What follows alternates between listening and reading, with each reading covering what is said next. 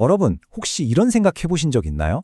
내 인생은 이미 태어날 때부터 다 정해져 있는 걸까? 아니면 내 선택에 따라 바뀌는 걸까? 이거 사실 역사상 가장 오래되고 치열한 신학적 논쟁 중 하나거든요. 성경의 어떤 구절들을 보면 와, 이건 뭐 처음부터 끝까지 신에 의해 모든 게 100% 세팅되어 있는 것처럼 보입니다. 우리 인간의 노력은 아예 끼어들 틈조차 없는 것처럼 말이죠. 그런데 정말 그럴까요? 오늘 우리가 함께 살펴볼 문헌에서는 이 해묵은 퍼즐을 완전히 새로운 시각으로 풀어내고 있습니다.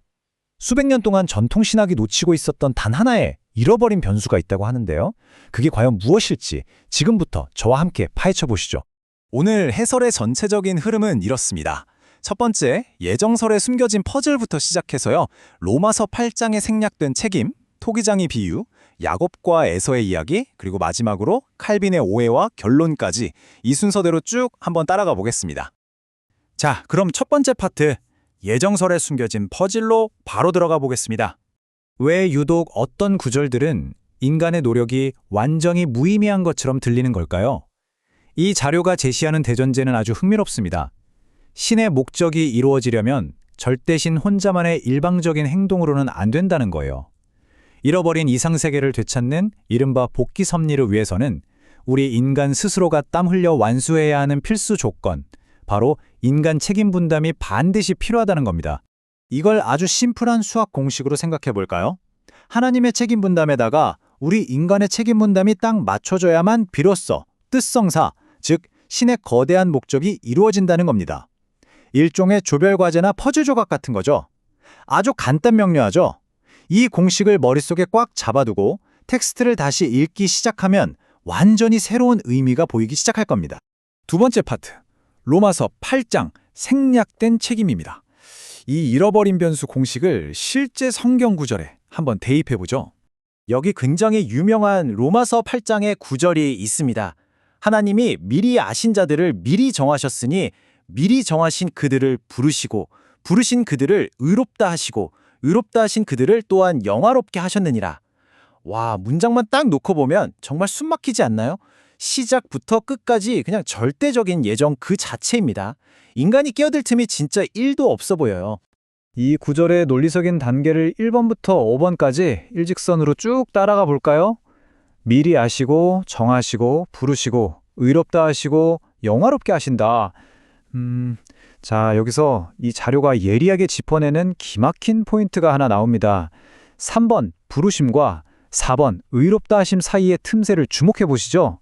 하나님은 전지전능하시니까 누가 적합한 사람인지 미리 아시고 그 사람을 중심인물로 부르시는 것까지는 당연히 전적인 신의 몫입니다. 그런데요, 부름을 받았다고 해서 그 사람이 자동문처럼 수르륵 의로워지는 게 아니라는 거예요.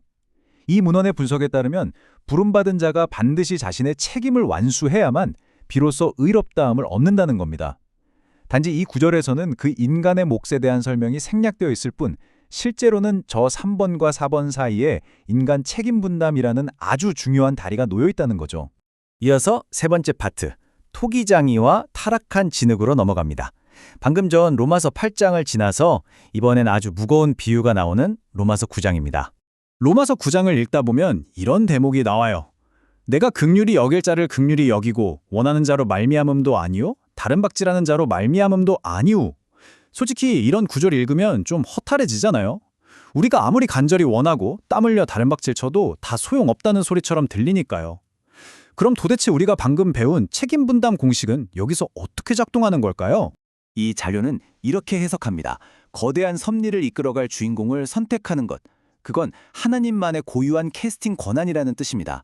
그러니까 이 구절은 인간의 간절함이나 바램으로 배역을 따낼 수 있다는 게 아니라 철저히 신의 주권에 의해 중심인물이 선택된다는 걸 강조하는 맥락이라는 거죠. 그리고 이어서 그 유명한 토기장이와 진흙 비유가 바로 등장합니다. 토기장이가 진흙으로 귀하게 쓸 그릇이나 천하게 쓸 그릇을 마음대로 만들 권한이 없냐는 건데요. 보통 이 비유는 신의 절대적인 주권 앞에서 인간은 한낱 무력한 진흙 덩어리에 불과하다는 뜻으로 아주 자주 쓰이죠. 그런데 여기서 자료가 설명하는 배경이 정말 기가 막힙니다. 원래 인간은 창조성을 띠고 스스로 주인이 되어야 했는데 자신의 책임을 내팽개치고 타락해버렸잖아요. 그래서 마치 쓸모없어 버려진 진흙 쓰레기처럼 되어버렸으니 하나님이 이제 그 진흙을 어떻게 취급하시든 불평할 자격조차 없다는 뼈 때리는 일침을 놓기 위해 이 비유가 쓰였다는 겁니다. 무작정 인간을 깎아내리는 게 아니라 타락이라는 그 원인에 주목한 거죠. 자, 네 번째 파트. 야곱과 에서의 엇갈린 운명입니다. 성경에서 아마 가장 논쟁적인 형제 이야기일 텐데요. 이 이야기는 읽을 때마다 우리 고개를 갸우뚱하게 만듭니다. 아니, 아직 엄마 뱃속에 있는 아기들인데 선이나 악을 행하기도 전인데 야곱은 사랑하고 에서는 미워했다라고 선언해버리거든요. 도대체 아무것도 안 한 아기들의 운명을 어떻게 이렇게 미리 딱 결정해 놓을 수 있었을까요? 문헌은 이 딜레마를 개인의 궁극적인 구원이 아니라 위치적인 역할이라는 개념으로 아주 멋지게 풀어냅니다. 형에서는 과거 타락의 상징이었던 가인의 자리에 동생 야곱은 아벨의 자리에 세워진 거라는 거죠. 다시 말해 한 개인의 운명이 통째로 미움받기로 결정된 게 아니라 과거의 실패를 바로잡기 위한 거대한 복귀 프로그램의 배역이 주어졌을 뿐이라는 겁니다. 그러니까 이 명확한 구분이 핵심입니다. 배역 자체는 예정되었지만 결과는 전적으로 그들 자신의 책임 분담에 달려 있었다는 거죠. 실제로 성경의 결말을 보면 어때요? 에서는 결국 분노를 거두고 동생에게 순종하면서 그 미움받을 자리에서 벗어나 축복을 받게 되잖아요. 야곱 역시 가만히 앉아서 사랑을 받은 게 아니라 혹독한 자기 책임을 다했기에 그 사랑을 쟁취해냈고요. 운명은 결코 고정된 게 아니었던 겁니다. 어느덧 마지막 파트네요. 다섯 번째, 칼빈의 오해와 결론입니다. 오늘 살펴본 이 흥미로운 분석을 바탕으로 역사적 신학의 맹점을 짚어보며 마무리해보겠습니다. 이 문헌이 내리는 결론은 꽤나 묵직합니다.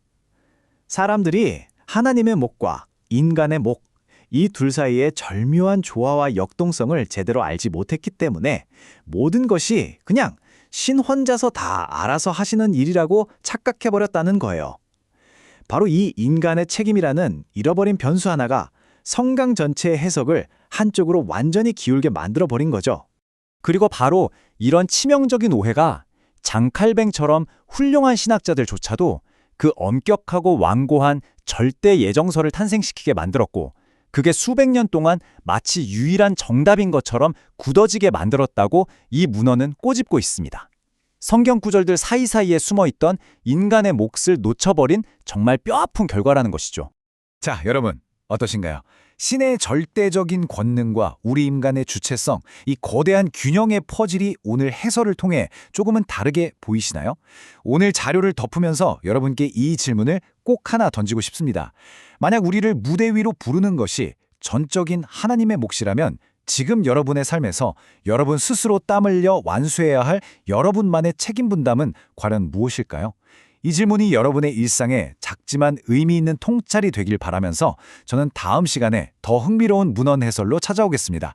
함께해 주셔서 감사합니다.